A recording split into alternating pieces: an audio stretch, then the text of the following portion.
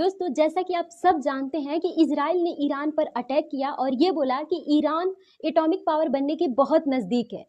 अब Israel NPT का member भी नहीं है, फिर भी उसने क्यों अटैक किया ईरान पर? ये पॉलिटिक्स समझिए। इसके पीछे कौन खड़ा है? अमेरिका।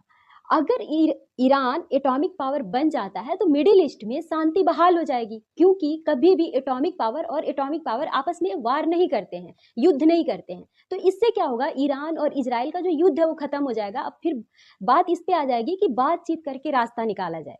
तो इससे नुकसान किसका होगा, ये समझने वाली बात है। अगर अंधेरा खत्म होता है तो सबसे बड़ा नुकसान किसको होगा? टॉर्च बनाने वाली कंपनी को। सेम वही बात यहाँ पे भी है। मिडिल ईस्ट में कभी इराक, कभी लीबिया, कभी सीरिया, कभी यमन, तो मिडिल ईस्ट में हमेशा अशांति फैली रहती है। इससे सबसे बड़ा फायदा किसको होता है? जो सबसे बड़ा हथियार का एक्सपोर्टर है।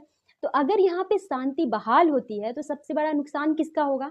जो सबसे बड़ा हथियार एक्सपोर्ट कर रहा है, तो वो कौन है? वो है अमेरिका। अगर यहाँ पे युद्ध खत्म होता है तो सबसे बड़ा नुकसान होगा अमेरिका का। इसलिए अमेरिका कभी नहीं चाहेगा कि मिडिल ईस्ट में शांति फैले और ईरान के पास एटम बम आए। तो वो हमेशा किसी ना किसी जरिए से ईरान पे सैंक्शन लगाता है, कभी इजराइल के जरिए वार करवाता है और वहां पे